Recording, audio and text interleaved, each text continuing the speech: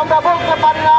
শুধুমাত্র অভিশাপ বাদ দিয়ে সবাই 33% বিএসসিদের সরকারি প্রকোষ্ঠী আবেদনের শোনার জন্য মতামত দিয়েছে।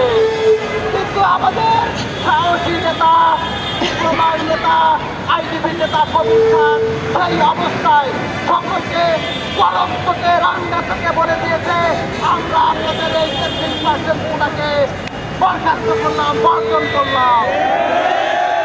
তারা বলেছে আপনারা অন্তত নোট অফ ডিসেন্ট কথাটা লিখে দিয়ে যান, কিন্তু আমাদের নেতা এই লেখাটাও লেখেনি। তার যে মতামতের যে স্বাক্ষর কাগজটা ফেলে দিয়ে এসে বলেছে, আমি কিছুই লিখবো না এখানে, আপনারা যা ইচ্ছা করেন করেন। উনি আরো বলেছে আমরা দরকার হলে আমাদের যে ৯৪ সালের প্রিয় এবং ৭৮ সালের প্রিয়কে আমরা ভাইরাস করে যে সিদ্ধান্ত নিয়েছে তার বিরুদ্ধে আমরা মামলা করব। গত ২ দিন আগে গতকাল আইডিবিতে আমরা মিটিং করেছি। গতকাল আমরা মিটিং করেছি।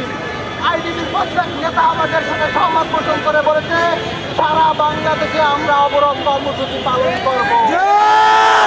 আজকের এখান থেকে আমি বলতে চাচ্ছি, আমাদের সান্ত্বনা দেওয়ার জন্য যে শিক্ষা মন্ত্রণালয় থেকে আংশিক একটি প্রেস রিলিজ করেছে, এই প্রেস রিলিজ আমরা বর্জন করেছি। তার একমাত্র কারণ হলো আমাদের যে কমিশন গঠন করেছে সেটা হলো ফজলুল করিম স্যারের আন্ডারে কমিশন গঠন হয়েছে। তাহলে কেন শিক্ষা মন্ত্রণালয় থেকে এরকম একটা বিভ্রান্তমূলক প্রেস রিলিজ ঘোষণা হবে?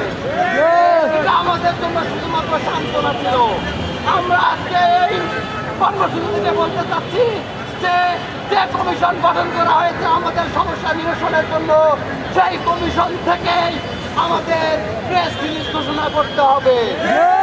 তাছাড়া যতক্ষণ পর্যন্ত এই প্রেস রিলিজ ঘোষণা না করে, এই কমিটির মতামত বর্জন না করে, ততক্ষণ পর্যন্ত আমাদের কর্মসূচি চলতেই থাকবে।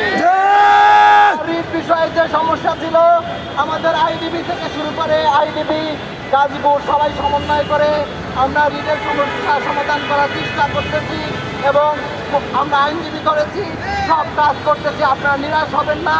আমাদের প্রেসিডেন্ট, আমাদের ডিপ্লোমার নেতা বলেছে আমাদের এক বিন্দু থাকতেও আমরা কখনো আমাদের স্বার্থ অধিকার ছাড়বো না, ইনশাআল্লাহ। সবাই ভালো থাকবেন, সুস্থ থাকবেন। আল্লাহ হাফেজ।